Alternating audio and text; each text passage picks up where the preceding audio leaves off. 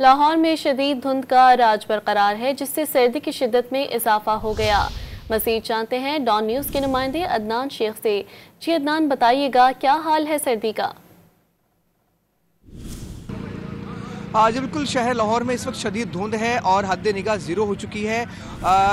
लाहौर के मैदानी इलाकों के अंदर भी शदीद जो है वो धुंध के बायस शहरी को शदीद मुश्किल का सामना करना पड़ा है। जो रोड यूज़र हैं, खुसूसन मोटरसाइकिल और गाड़ियों में सफ़र करने वाले, उनके लिए मोटरवे हुकाम का ये पैगाम है कि दिन के औकात में सफ़र करें, क्योंकि रात के औकात में क्योंकि धुंध ज़्यादा होती है तो हादसा का जो है वो चांस बन सकता है। लिहाजा हादसा से बचने के लिए शहरियों को जो है उन्होंने हिदायत दी है कि वो कोशिश करें कि दिन के औकात में सफ़र करें। जो मोटरवे जो है 2, 3 और 4 उसको मुकम्मल तौर पर बंद कर दिया गया है। जैसे ही सूरज निकलेगा, जो रास्ते क्लियर होंगे, धुंध जो है वो साफ़ होगी, उसके बाद ही जो रास्ते हैं, जो मोटरवे है, उसको खोल दिया जाएगा। लिहाजा जो माहिरीन सेहत है, उनका ये कहना है कि शदीद सर्दी से बचने के लिए कम से कम घरों से निकलें और गर्म कपड़ों का इस्तेमाल करें। जी।